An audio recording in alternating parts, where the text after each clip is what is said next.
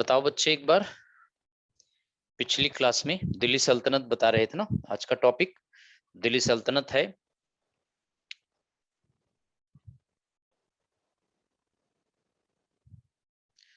उषा देवी, राहुल यादव, कहां तक last point बता दीजिए बच्चे। उषा, लास्ट पॉइंट क्या था, उसके हिसाब से आगे बढ़ाएं।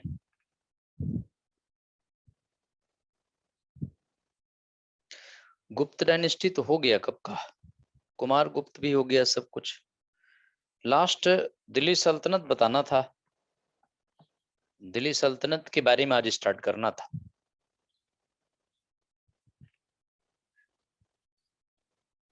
जी, सब बता दिए थे आपको।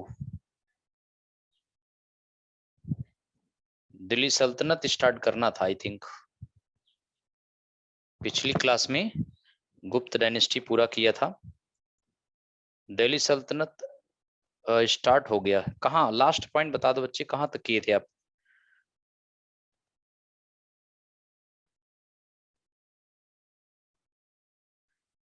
मैंने शुरू करना था दिल्ली सल्तनत ना। जी जी, चलिए फिर दिल्ली सल्तनत के बारे में आज की क्लास में।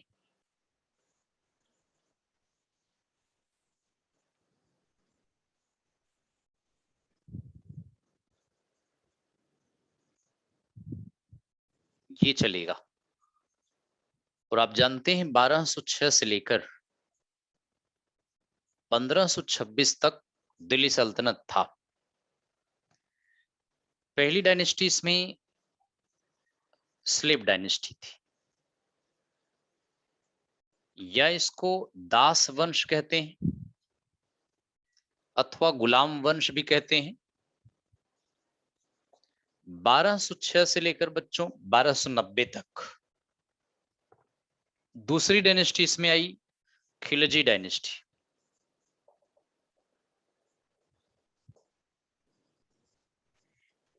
खिलजी वंश, इसका टाइमिंग 1290 से 1320 तक।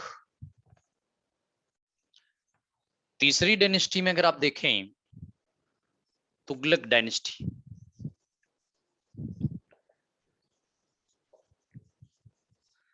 तो दिल्ली सल्तनत में तीन प्रमुख वंश हैं, 1320 से लेकर 1414 तक। बाकी दो डायनेस्टी और हैं, नाम मात्र की हैं, सैयद वंश,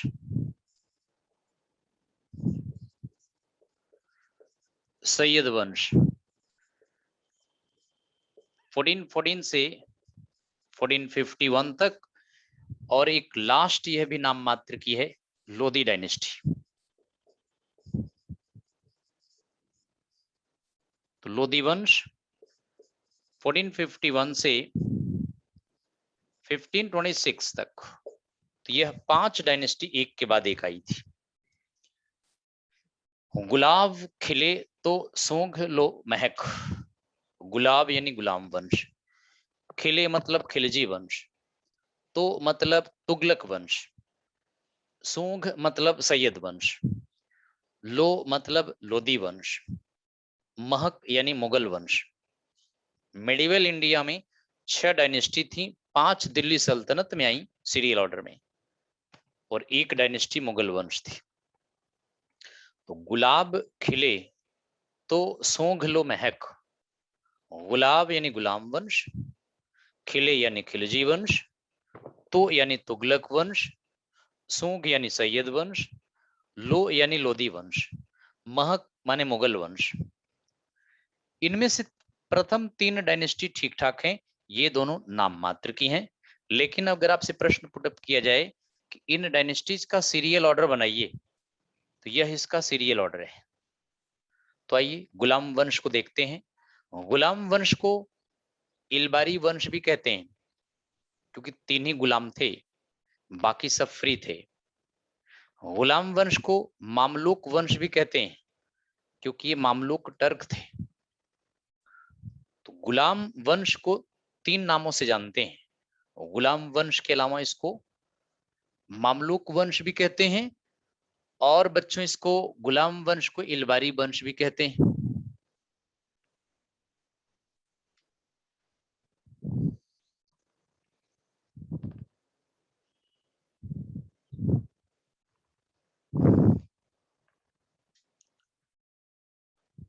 तो कई नाम हैं इसके, कई नाम मतलब 3 नाम। तो मामलूक वंश भी कहते हैं,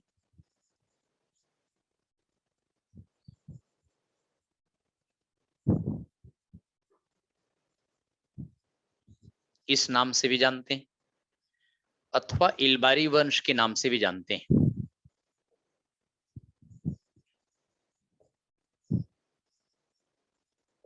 इलबारी वंश के नाम से भी जाना जाता है। 3 ही गुलाम थे गुलाम वंश में, बाकी सब फ्री थे।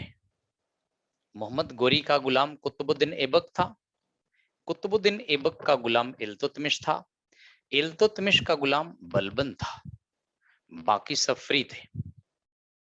और 4 सुल्तान का ही इंपॉर्टेंस है।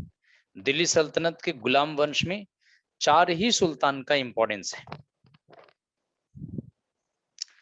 और वैसे तो इसमें पहला सुल्तान, पहला रूलर जो था कुतुबुद्दीन ऐबक था। फर्स्ट कुतुबुद्दीन ऐबक 1206 से बच्चों 1210 तक शासन किया था। आराम शाह 1210 में ही था। इसके बाद इल्तुतमिश आया था, इसको शमसुद्दीन इल्तुतमिश भी कहते हैं। 1210 से 1236 तक। इसके बाद इसका एक कमजोर उत्तराधिकारी रुकनुद्दीन फिरोज शाह आया था। 1236 में था। देन बच्चों रजिया सुल्ताना पहली महिला शासिका थी। 1236 से 1240 तक। इसके बाद इसका उत्तराधिकारी बहराम शाह, बहराम शाह 1240 से 1242 तक शासन किया था। और देन इसके बाद अलाउद्दीन मसूद शाह,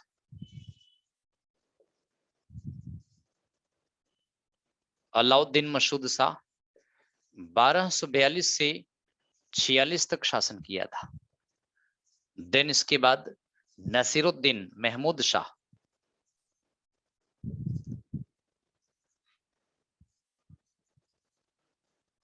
नसीरुद्दीन महमूद शाह 1246 से 1266 तक ये था। और देन इसके बाद गियासुद्दीन बलबन,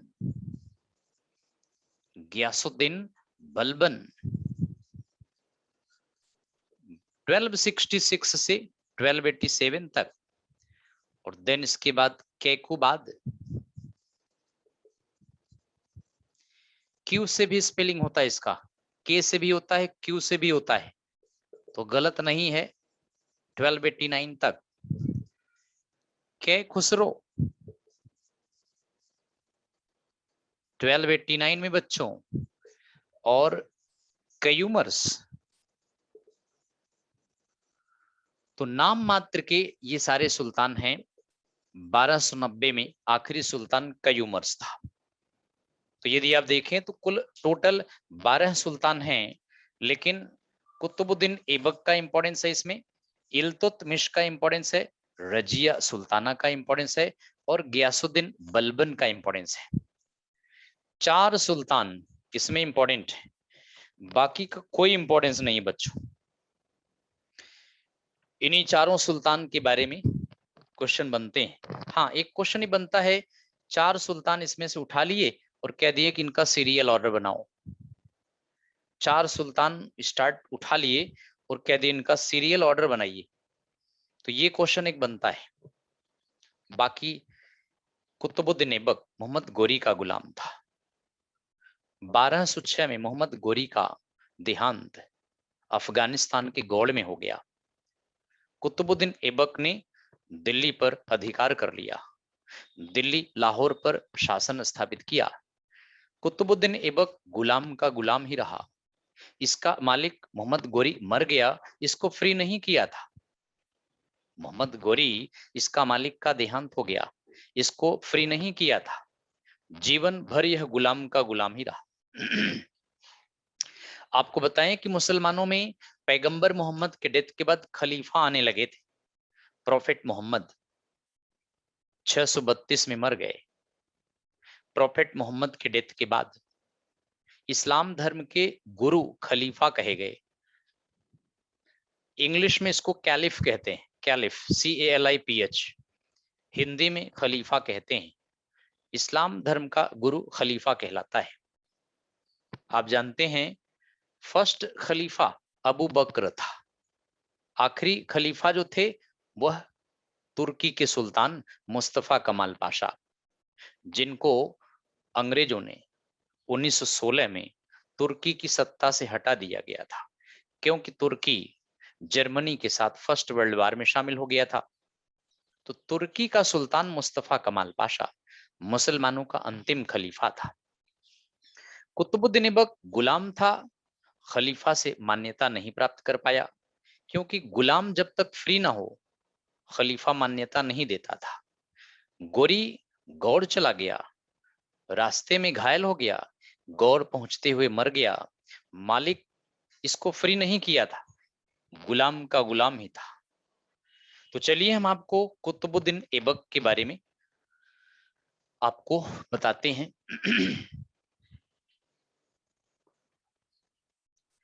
तो बच्चे, खलीफा का मतलब धर्मगुरु। इस्लाम धर्म के प्रोफेट मोहम्मद के डेथ के बाद खलीफा उत्तराधिकारी के रूप में इस्लाम धर्म के लीडरशिप ले लिया था। फर्स्ट खलीफा अबू बकर, अंतिम खलीफा मुस्तफा कमाल पाशा। तो कुतुबुद्दीन ऐबक,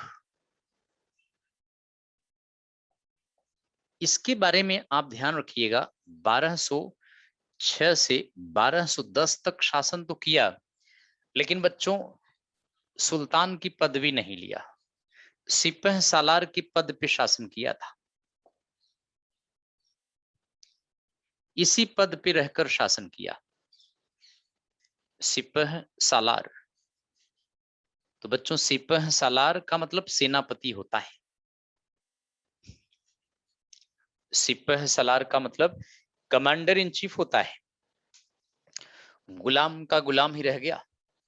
मोहम्मद गोरी इसका मालिक, इसको फ्री नहीं किया, गुलाम का गुलाम ही रहा।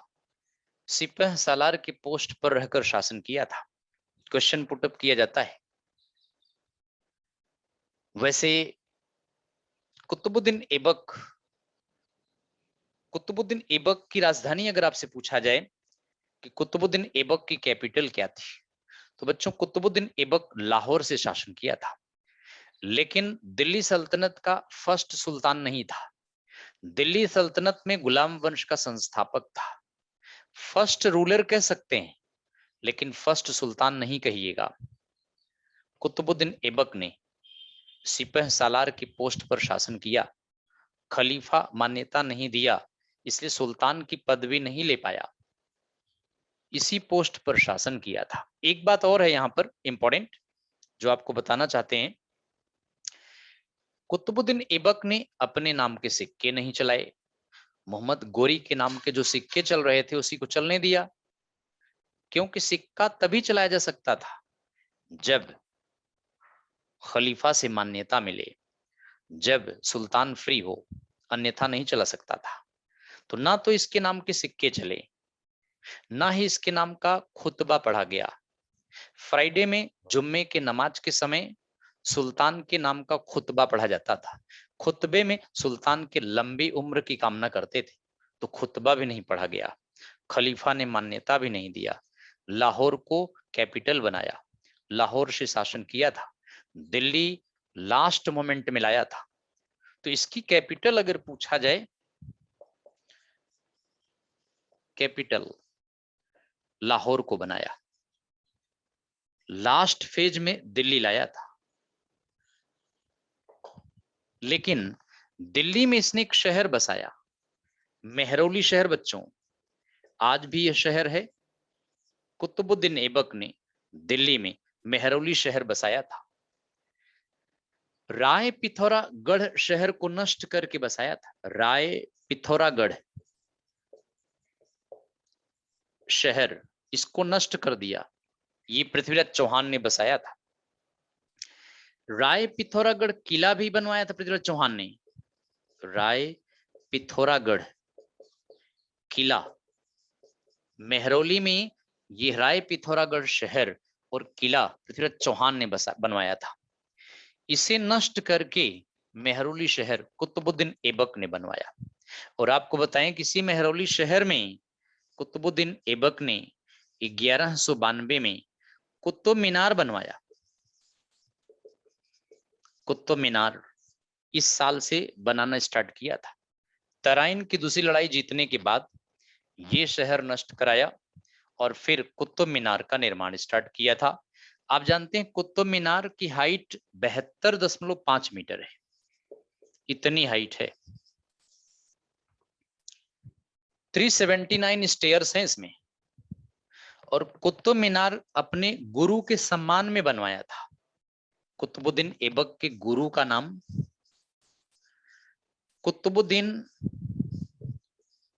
कुतुबुद्दीन बख्तियार काकी, ये इसके गुरुजी का नाम था। ऐबक के गुरुजी थे कुतुबुद्दीन बख्तियार काकी। इनके नाम पे कुतुब मीनार का निर्माण कराया है। कुतुब मीनार का नाम कुतुबुद्दीन बख्तियार काकी के नाम पे पड़ा है। कुतुब मीनार का नाम कुतुबुद्दीन ऐबक के नाम से नहीं है बच्चों, अपने गुरु के सम्मान में कराया था। कहते हैं इस मीनार का निर्माण नमाज के अजान के लिए बनवाया गया। सुबह सुबह मुल्ला जी उठकर इस मीनार पर चढ़कर नमाज के अजान लगाते थे, जिससे आसपास के मुस्लिम्स, बगल में एक मेहरौली में मस्जिद भी है, कुब्बतुल इस्लाम मस्जिद में आकर लोग नमाज अदा करें। तो कुतुब मीनार का निर्माण कुतुबुद्दीन ऐबक ने अपने गुरु कुतुबुद्दीन बख्तियार काकी के सम्मान में बनाया था। ये सूफी संत थे। और आपको बताएं कुतुब मीनार का ग्राउंड फ्लोर, कई फ्लोर है, ग्राउंड फ्लोर ऐबक ने बनाया। फर्स्ट, सेकंड, थर्ड 3 मंजिला इल्तुतमिश ने बनाया है। इल्तुतमिश।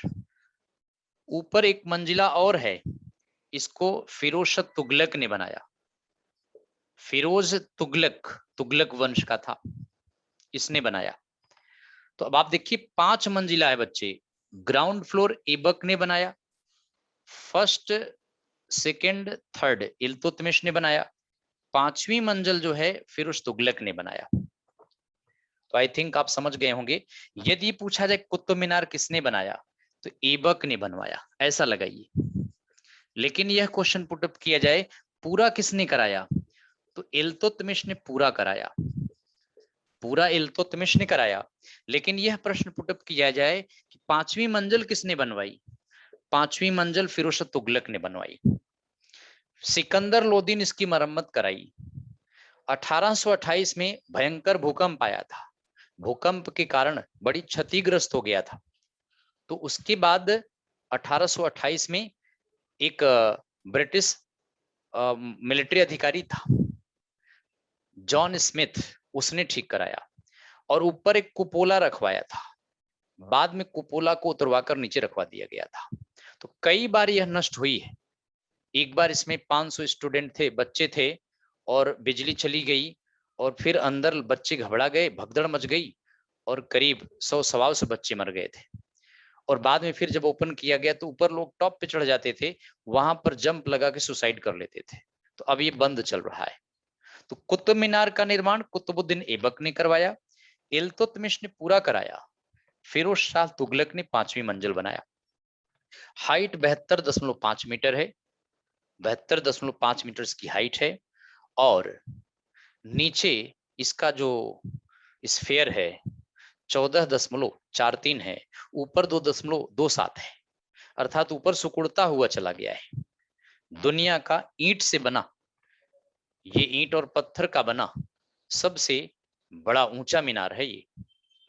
तो ऐबक ने इसका निर्माण कराया बच्चों। और मेहरौली में एक बात और ध्यान रखिएगा, एक मस्जिद है, कुब्बतुल इस्लाम मस्जिद का निर्माण इसी ने कराया था। दिल्ली के मेहरौली में ये मस्जिद कुब्बत उल इस्लाम मॉस्क, दिल्ली में पहली मस्जिद है कुब्बत उल इस्लाम मस्जिद। यह कुतुब मीनार के बगल में है, बिल्कुल कुतुब मीनार के बगल में। यह पहले शिव टेम्पल था, शिव मंदिर था बच्चों। इसका स्ट्रक्चर मस्जिद में कन्वर्ट कर दिया गया है। आज भी प्लास्टर जब छूट रहा है तो उस पर संस्कृत के श्लोक मिले, पिलर पर संस्कृत श्लोक मिले हैं। तो पहले यह शिव मंदिर था। आसपास के 27 हिंदू और जैन मंदिरों को तोड़वा करके उसके मटेरियल से इस मस्जिद का निर्माण किया गया था। कुतुबुद्दीन ऐबक ने कुब्बतुल इस्लाम मस्जिद कराई। इंडिया में यह दूसरी मस्जिद है।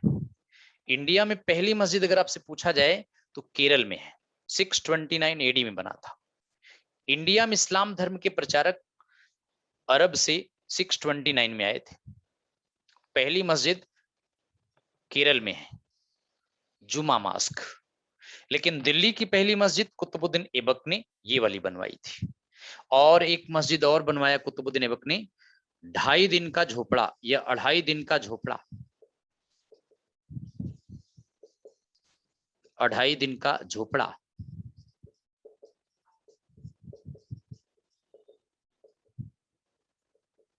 बच्चों 2.5 दिन का झोपड़ा यह 2.5 दिन में बना था। ये अजमेर में है बच्चों। पहले यहां एक संस्कृत विद्यालय था, यहां पर संस्कृत विद्यालय था। और इस संस्कृत विद्यालय का निर्माण चौहान किंग विग्रहराज ने करवाया था। चौहान वंश के राजा थे, चौहान वंश के राजा विग्रहराज ने संस्कृत विद्यालय बनवाया था।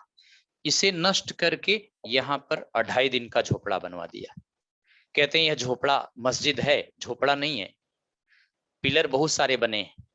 कुतुबुद्दीन ऐबक अजमेर शरीफ जा रहा था दर्शन करने के लिए, इसलिए यहां पर इस मस्जिद का निर्माण कराया। तो ये प्रश्न पूछा जाता है, और ये प्रश्न पूछा जाता है कि यहाँ पहले क्या था? शिव मंदिर था। आज भी मंदिर के मस्जिद के पिलर पर श्लोक लिखे दिखाई पड़ रहे हैं जब प्लास्टर छूट रहा है तो। और यहाँ पहले ये संस्कृत विद्यालय था, विग्रहराज का था। तो आई थिंक आपको ये समझ में आ गया होगा। लेकिन आपको बताएं कि कुतुबुद्दीन ऐबक 1210 में, इस समय बच्चों लाहौर में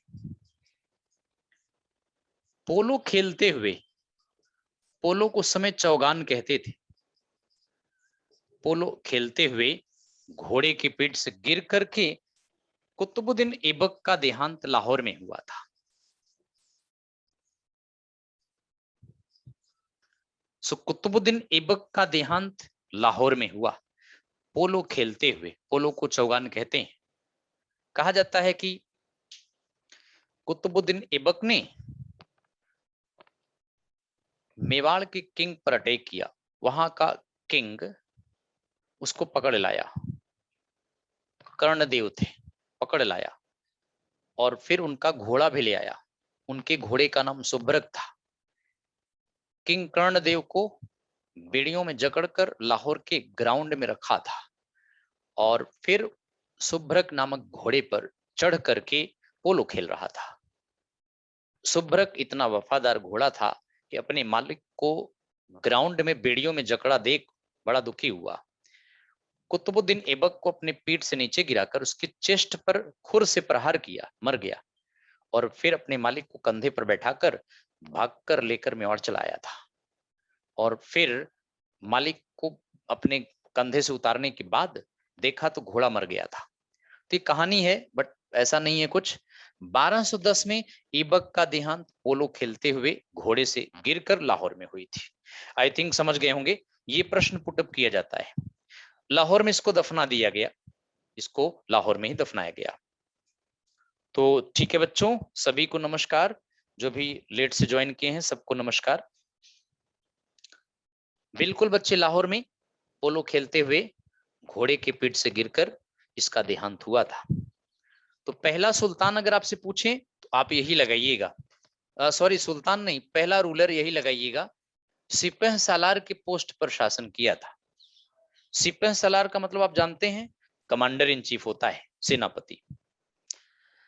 बच्चों 1210 में कुतुबुद्दीन ऐबक के डेथ के बाद इसका बेटा आराम शाह गद्दी पर बैठा, लेकिन दरबारियों ने आराम शाह को झूठा दावेदार कहा, इंग्लिश में इम्पोस्टर कहा, और इसको मार भगाया।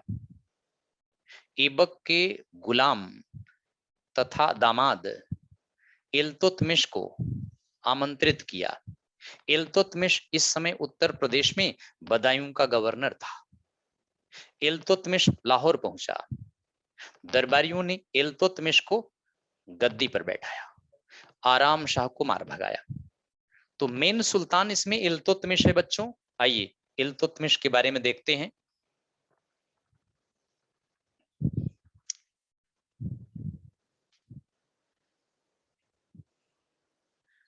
इल्तुतमिश के बारे में आपको बताते हैं।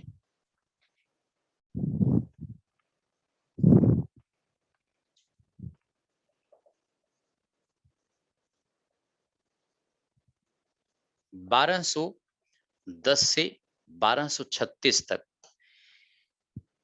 पूरा नाम इसका शमसुद्दीन इल्तुतमिश है, लेकिन आप इल्तुतमिश के नाम से इसको लिख सकते हैं। एक बात ध्यान रखिए, इसने दिल्ली को कैपिटल बनाया और सुल्तान की टाइटल लिया। पहली बार इसने सुल्तान की पदवी धारण किया, क्योंकि बगदाद के खलीफा ने इसको मान्यता दिया था। इस समय खलीफा पूछा जाए बच्चों, खलीफा इंग्लिश में कैलिफ कहलाता है। तो इस समय बगदाद के खलीफा अल मुंतसिर बिल्लाह, ये इस समय बगदाद के खलीफा थे, अल मुंतसिर बिल्लाह। इन्होंने इल्तुतमिश को मान्यता दिया और देन इल्तुतमिश ने सुल्तान की पदवी लिया। और बच्चे, इल्तुतमिश कुतुबुद्दीन ऐबक का गुलाम दामाद दोनों था, 2 in 1।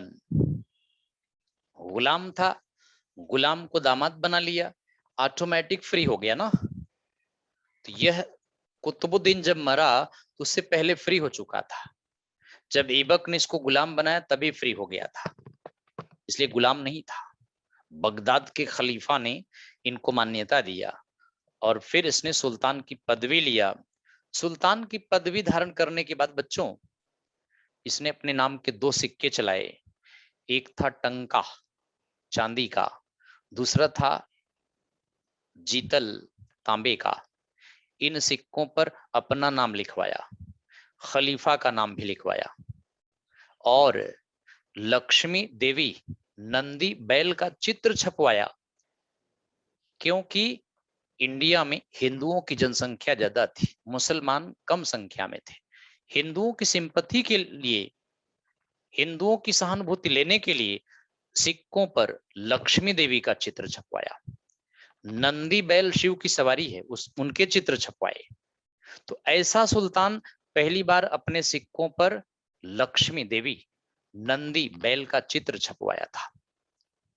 So this is very important point. तो 2-3 बातें ध्यान रखिएगा। दिल्ली सल्तनत का पहला सुल्तान यही था, खलीफा से मान्यता प्राप्त करने के बाद सुल्तान की पदवी लिया।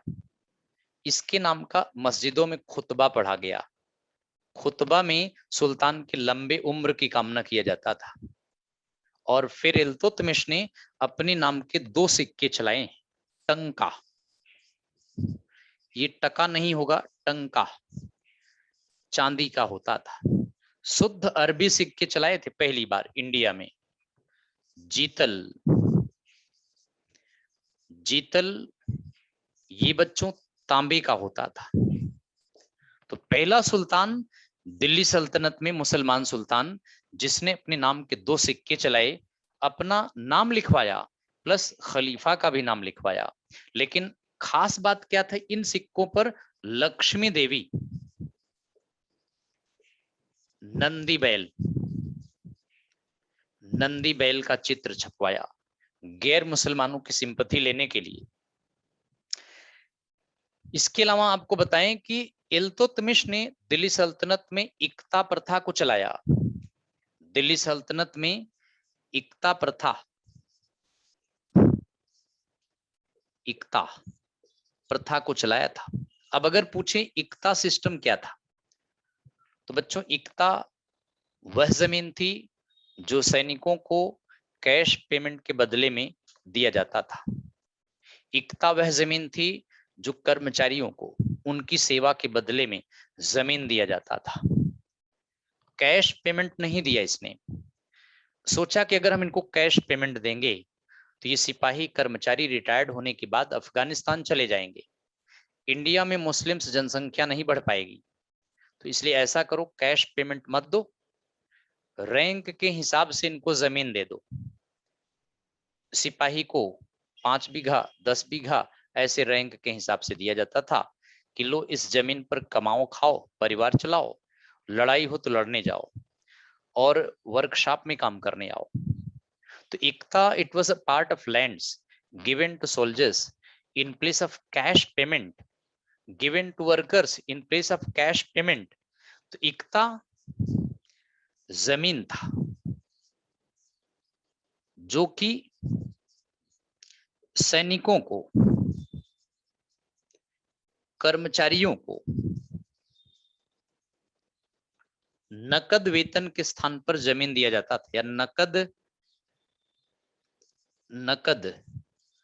वेतन के स्थान पर दिया जाता था।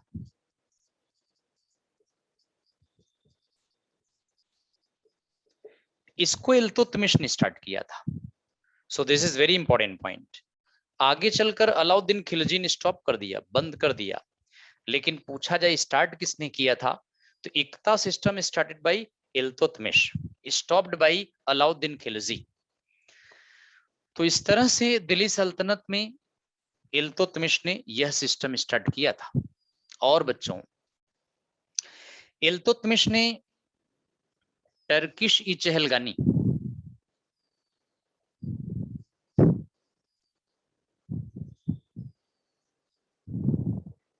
अर्थात तुर्की चहलगानी, ये कह सकते हैं ग्रुप ऑफ 40 टर्किश नोबल्स, 40 तुर्क दरबारियों का दल,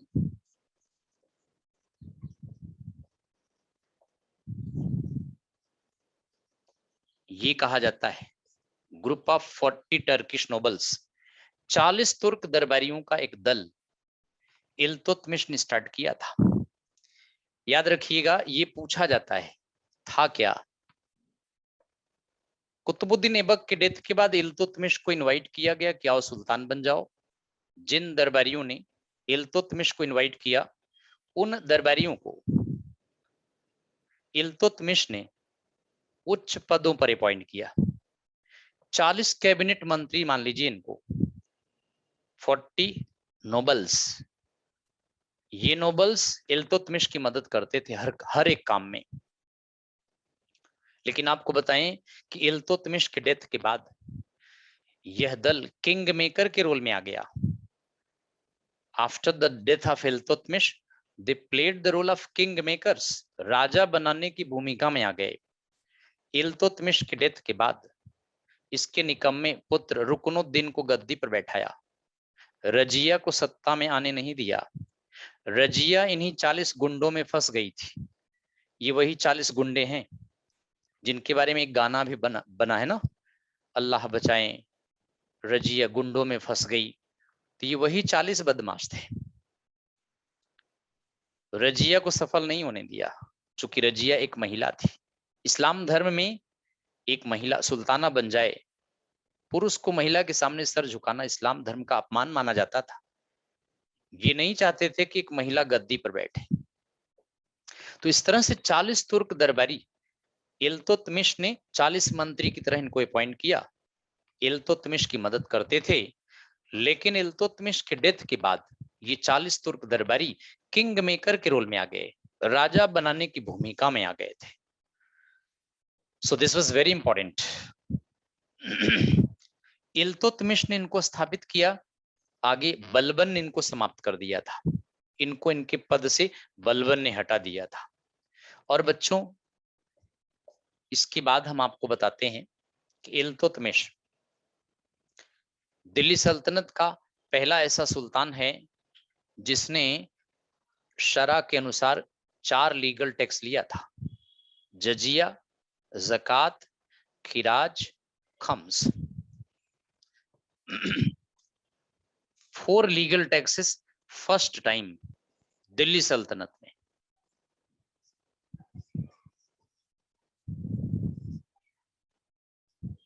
तो बच्चों दिल्ली सल्तनत में 4 कानूनी कर सरा के हिसाब से इल्तुतमिश ने ये 4 कानूनी कर लगाए थे। कौन कौन से? जजिया। जजिया आप जानते हैं मोहम्मद बिन कासिम ने सबसे पहले इंडिया में लिया था सिंध के गैर मुसलमानों से। खैर, जजिया यह एक धार्मिक कर था, गैर मुसलमानों से लिया जाता था। बच्चों religious tax levied on non Muslims, एक धार्मिक कर गैर मुसलमानों से यह कह के लिया जाता था कि गैर मुसलमानों से हम सिपाही का काम नहीं ले रहे हैं, गैर मुसलमानों की रक्षा सुरक्षा मुस्लिम सिपाही कर रहे हैं, अपनी रक्षा सुरक्षा के बदले में जजिया टैक्स दो या फिर मुसलमान बन जाओ, हम तुम्हें सेना में शामिल करेंगे, फिर जजिया नहीं लेंगे। तो प्रोटेक्शन के नाम से, रक्षा सुरक्षा के नाम पर जजिया टैक्स लिया जाता था। और इसमें रिच क्लास के लोगों से 48 दिरहम, दिरहम अरब की करेंसी थी, 48 दिरहम पर एनम रिचेस्ट क्लास, 24 दिरहम मिडिल क्लास, 12 दिरहम 12 दिरहम लोअर क्लास के लोगों से लिया जाता था। जजिया महिलाओं से नहीं लिया जाता था, बच्चों पे नहीं लगता था, भिखारियों से नहीं लेते थे, सन्यासियों से नहीं लेते थे, ब्राह्मणों से भी नहीं लेते थे। ब्राह्मण, वुमेन, चिल्ड्रन, हर्मिट्स, बेगर्स, इनसे जजिया नहीं लिया जाता था। बाकी सब गैर मुसलमानों से जजिया टैक्स लिया जाता था। इंडिया में पहली बार जजिया किसने लिया ये पूछा जाए तो इंडिया में मोहम्मद बिन कासिम सबसे पहले, इसने 712 एडी में सिंध के गैर मुसलमानों से लिया था। जजिया टैक्स 712 में सबसे पहले सिंध के गैर मुसलमानों से लिया गया था। जजिया के अलावा बच्चों आप जानते हैं ज़कात। ज़कात यह भी धार्मिक कर था, केवल मुसलमानों से लिया जाता था। Religious tax levied on Muslims only, केवल मुसलमानों से लिया जाता था। हालांकि ये मुसलमानों की ड्यूटी है कि वह ज़कात का 2.5% यानी अपने इनकम का प्रत्येक मुस्लिम 2.5% मुस्लिम वक्फ बोर्ड को दे टैक्स के रूप में।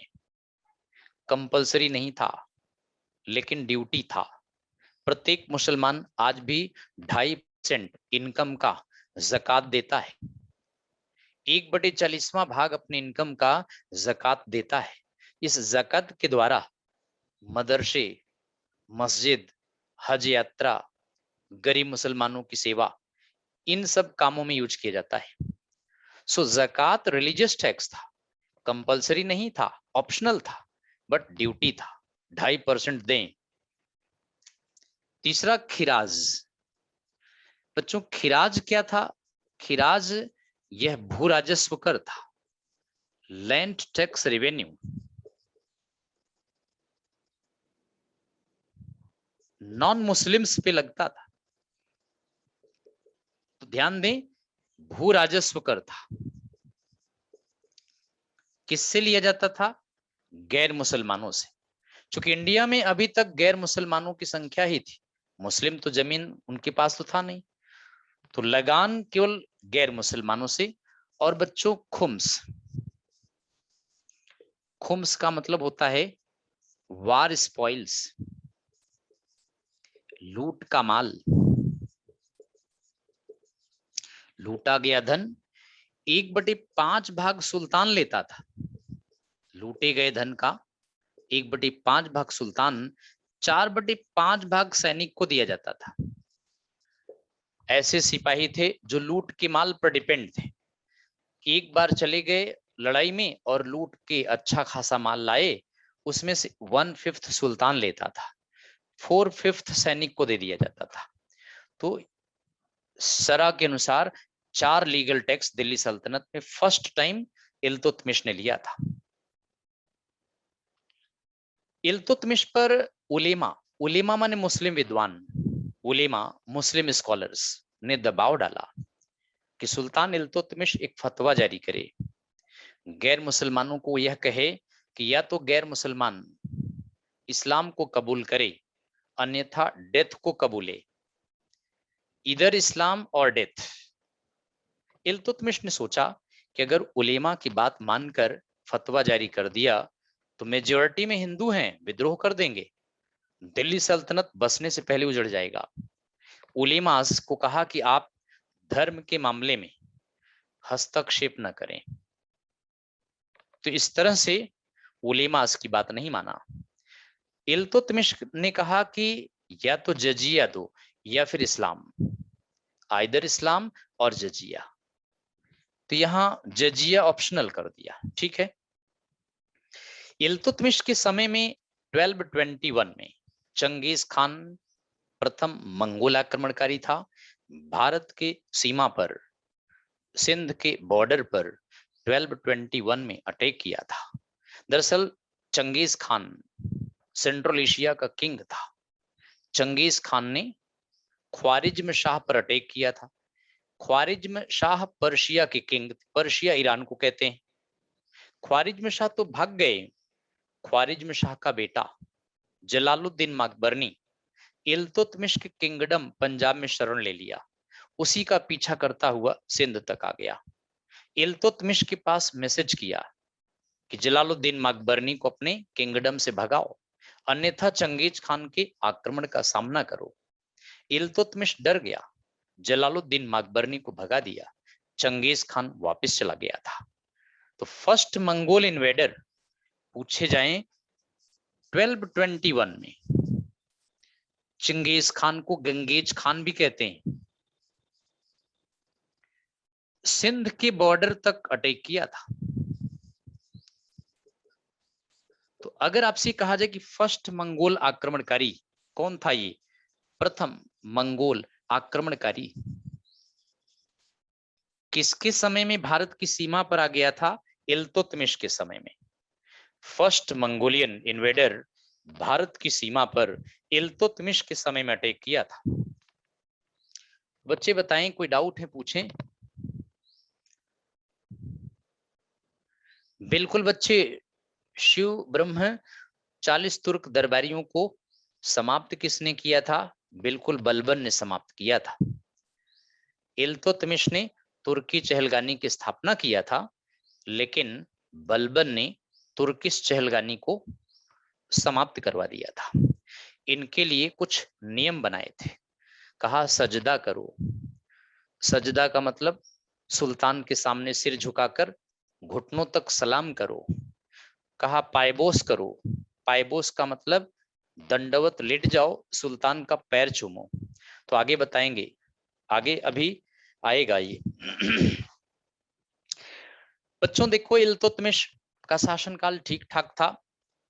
आपको बताएं कि इल्तुतमिश मरने से पहले अपनी पुत्री रजिया सुल्ताना को उत्तराधिकारी घोषित किया था। लेकिन बच्चों इल्तुतमिश के डेथ के बाद, इल्तुतमिश के डेथ के बाद 40 तुर्क दरबारियों ने रुकनुद्दीन को गद्दी पर बैठा दिया। इल्तुतमिश की एक विधवा शाह तुर्कन थी। शाह तुर्कन के कहने पर 40 तुर्क दरबारियों ने उसके बेटे रुकनुद्दीन को गद्दी पर बैठा दिया और 40 तुर्क दरबारी सत्ता अपने हाथ में ले लिया। तो अगर ऐसा कोई क्वेश्चन पुटअप किया जाए कि इल्तुतमिश के डेथ के बाद किसको सत्ता में लाया, तो रुकनुद्दीन फिरोज शाह। लेकिन रजिया पिता के डेथ के बाद फ्राइडे में जुम्मे के नमाज के वक्त आम जनता में जा पहुंची। फ्राइडे के वक्त जुम्मे की नमाज आम जनता पढ़ के उठ रही थी, मुस्लिम जनता। वहां रजिया पुरुष पोशाक में पहुंची, सिर पर लाल कलर की पट्टी, बाजुओं में ब्लैक कलर की पट्टी, कुलह कोट पहनकर आम जनता में गई। आम जनता से अपने पिता की इच्छा बताई कि किस तरह रजिया को उसके पिता इल्तुतमिश ने उत्तराधिकारी घोषित किया था। लेकिन पिता के डेथ के बाद 40 तुर्क दरबारियों ने रजिया को सत्ता में आने नहीं दिया। आम जनता रजिया के प्रति विश्वास जताया, रजिया के प्रति अपनी सिंपैथी जताई और फिर आम जनता रजिया के साथ दिल्ली की गद्दी की तरफ कूच किया। रुकनुद्दीन फिरोज शाह और उसकी मम्मी शाह तुर्कन को पकड़कर कैद करवा दिया, रजिया को गद्दी पर बैठाया। प्रथम महिला शासिका थी Razia, she was the first lady ruler. आम जनता के सपोर्ट से सत्ता में आई थी। रजिया आम जनता के सपोर्ट से सत्ता में आई थी। तो इस तरह से बच्चों फर्स्ट लेडी रूलर है इंडिया में, इल्तुतमिश की पुत्री सत्ता में आई। लेकिन आपको बताएं कि 40 तुर्क दरबारियों ने उसको चलने नहीं दिया, अर्थात उसके पावर को आगे नहीं बढ़ने दिया।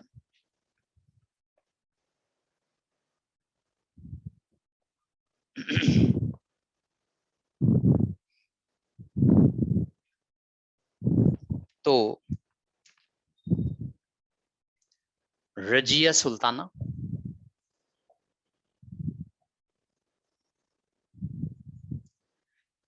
1236 से 1240 तक 3.5 साल तक शासन किया था। फर्स्ट लेडी रूलर इसी को लगाइएगा पूरी इंडिया में। फर्स्ट मुस्लिम रूलर भी यही थी, लेडी रूलर।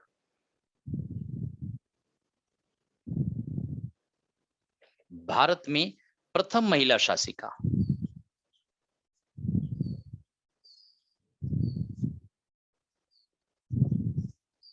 आम जनता के सपोर्ट से सत्ता में आई। इल्तुतमिश की पुत्री थी लेकिन सफल नहीं हो पाई। स्टार्ट में रजिया ने 40 तुर्क दरबारियों से पंगा लिया। प्रारंभ में रजिया 40 तुर्क दरबारियों के खिलाफ सफल भी हुई। 40 तुर्क दरबारी ट्रांस यमुना, दिल्ली में यमुना की दूसरी तरफ जाके सब लामबंद हो गए, इकट्ठा हो गए। तो स्टार्ट में रजिया को कुछ सफलता हासिल हुई थी, लेकिन बाद में रजिया के कुछ खास आदमी 40 तुर्क दरबारियों से मिलने लगे, रजिया को हटाने का षड्यंत्र रचने लगे। रजिया ने काम ये किया था कि निम्न कास्ट के मुसलमानों को प्रमोट करके उच्च पदों पर अपॉइंट करने लगी। अर्थात निम्न कास्ट के मुसलमान को उच्च पद पर अपॉइंट करने लगी, जिससे कि ये निम्न कास्ट का व्यक्ति उच्च पोस्ट पर रहेगा तो रजिया को सलूट करेगा। क्योंकि 40 तुर्क दरबारी दरबार में रजिया के आने पर न तो उसको सलाम करते थे, ना उसके सामने सिर झुकाते थे। 40 तुर्क दरबारियों का कहना था कि इस्लाम धर्म एक महिला के सामने सिर झुकाने से मना करता है। तो बच्चों इस तरह से इस्लाम धर्म के अगेंस्ट था। महिला के सामने सिर झुकाना इस्लाम धर्म का अपमान माना गया। तो इस प्रकार रजिया उच्च कास्ट के मुसलमानों के ऊपर निम्न कास्ट के मुसलमान को प्रमोट करके उच्च ओहदे पर अपॉइंट करने लगी। उसी में से एक था याकूत खान। याकूत खान बच्चों ये जो था याकूत खान, निग्रो जानते हैं, यह निग्रो मुसलमान था, क्रिस गेल टाइप का था। ये आबिसिनिया का मुस्लिम था। आबिसिनिया एक देश है, आबिसिनिया अफ्रीकन कॉन्टिनेंट में एक देश है, यहां से ये आया था। जलालुद्दीन याकूत खान को रजिया ने अमीरे आखूर के पद पर अपॉइंट कर दिया। इसका मतलब हेड ऑफ स्टेबल, अस्तबल का अध्यक्ष बना दिया।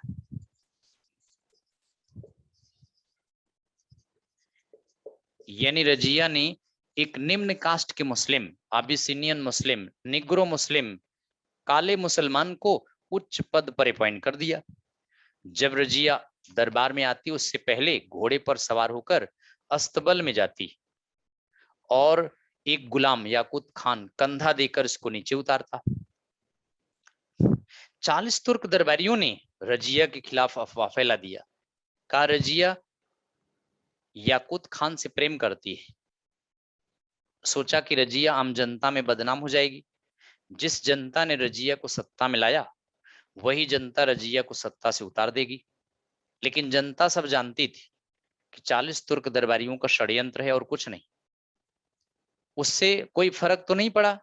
लेकिन 40 तुर्क दरबारियों ने जब इसमें सफलता नहीं पाई तो रजिया के एक खास मित्र, बचपन के दोस्त, रजिया के एक बचपन के दोस्त थे जिनका नाम अल्तुनिया था। अल्तुनिया भटिंडा का गवर्नर था। भटिंडा पंजाब में है। 40 तुर्क दरबारियों ने रजिया के करीबी दोस्त अल्तुनिया को अपनी ओर मिला लिया। अल्तुनिया को लालच दिया, कहा कि तुम रजिया को बुला करके भटिंडा में कैप्चर कर सकते हो। अगर तुम रजिया को कैप्चर करके भटिंडा जेल में कैद कर लिए, बहराम शाह को दिल्ली में हम गद्दी पर बैठा लेंगे और फिर हम तुम्हें दिल्ली दरबार में उच्च पद देंगे। अल्तुनिया 40 तुर्क दरबारियों के बहकावे में आ गया, रजिया के खिलाफ विद्रोह कर दिया। विद्रोह को दबाने के लिए रजिया याकूत खान 1240 में भटिंडा पर अटैक किया। अल्तुनिया के पास बड़ी सेना थी, रजिया को हराकर कैद कर लिया, याकूत खान मारा गया। तो बच्चे इसके अपने करीबी लोग इससे हटने लगे। 1240 में अल्तुनिया, यह भटिंडा का गवर्नर था। भटिंडा ये पंजाब में है आज की डेट में। तो पंजाब की भटिंडा का गवर्नर अल्तुनिया बच्चों ये रजिया का खास मित्र था। इसने रजिया के खिलाफ विद्रोह कर दिया था। रजिया के खिलाफ विद्रोह कर दिया इसने। तो इस तरह से अल्तुनिया ने रजिया के खिलाफ बगावत कर दिया। रजिया इसके विद्रोह को दबाने के लिए गई। इसमें याकूत खान मारा गया था। रजिया को भटिंडा जेल में कैद कर लिया। भटिंडा जेल में कैद किया बच्चों। तो 1240 में रजिया को गिरफ्तार कर लिया और इधर 1240 में दिल्ली में बहराम शाह को गद्दी पर बैठा दिया। 40 तुर्क दरबारियों ने सारी पावर अपने हाथ में ले लिया। अल्तुनिया दिल्ली आया बहराम शाह के दरबार में। सोचा कि खूब उच्च पद मिलेगा, उच्च पोस्ट मिलेगा, बड़ा सम्मान होगा। लेकिन अल्तुनिया का दिल्ली में न तो सम्मान हुआ न ही कोई उच्च पद दिया, बल्कि अपमानित होकर अल्तुनिया वापस भटिंडा गया। जेल में रजिया से मुलाकात किया, रजिया को शादी का प्रस्ताव दिया। सत्ता पाने के लिए दोनों ने शादी कर लिया। यानी 1240 में, इसी समय बच्चों 1240 में सत्ता पाने के लिए अल्तुनिया रजिया ने शादी कर ली। अब देखिए, सत्ता पाने के लिए 40 तुर्क दरबारियों के खिलाफ दोनों ने विवाह कर लिया और दिन सेना लेकर दिल्ली की तरफ कूच किया। लेकिन 40 तुर्क दरबारियों के अंडर में 40 तुर्क दरबारियों के अंडर में बहराम शाह की सेना ने दोनों को दौड़ा लिया, दोनों को हरा दिया। दोनों बड़े मुश्किल में हरियाणा के कैथल की तरफ भागे। इतने थके थे कि कैथल में एक पेड़ के नीचे आराम कर रहे थे। कहा गया कि 40 तुर्क दरबारियों के सिपाहियों ने पकड़कर दोनों को मार दिया। यह कहा गया कि दोनों को जंगली जानवर खा गए, या यह भी संदेह व्यक्त किया गया कि दोनों को राही समझकर डाकुओं ने सामान छीन लिया और फिर दोनों की हत्या कर दिया। जो भी हुआ, अल्तुनिया रजिया 1240 में अल्तुनिया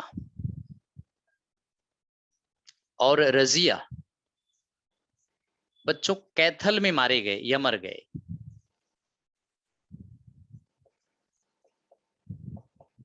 हरियाणा के कैथल में रजिया की हत्या हो गई और रजिया का एक नॉर्मल सा टॉम्ब दिल्ली में बना है। मकबरा आम मकबरे की तरह टॉम्ब दिल्ली में है बच्चों, नॉमिनल इसका मकबरा बना दिया। तो इस तरह अगर आप देखें तो रजिया असफल रही ना। रजिया का मकबरा कैथल में न लगाना, कैथल में हत्या हो गई, इसका मकबरा यहां पर बनाया गया है। नाम का मकबरा, ओपन मकबरा है। तो अगर आपसे पूछे रजिया सफल क्यों रही, तो महिला होना अर्थात बीइंग अ लेडी असफलता का मेन कॉज यही था। रजिया की असफलता का मुख्य कारण पूछा जाए तो महिला होना रजिया की असफलता का मुख्य कारण था। Being a lady was the main cause of the failure of Razia. So I think that आप लोगों को समझ में आ रहा है। 6:15 से आपकी दूसरी क्लास है। अच्छा, ओके सुनील, ओके बच्चे, तो ठीक है, तो कोई बात नहीं। कोई डाउट है पूछ लीजिए। पर्शियन किंग का बेटा बच्चे, फारस के किंग का बेटा अगर पूछा जाए तो जलालुद्दीन माकबरनी था। जलालुद्दीन माकबरनी, पर्शियन शाह का बेटा जलालुद्दीन माकबरनी था।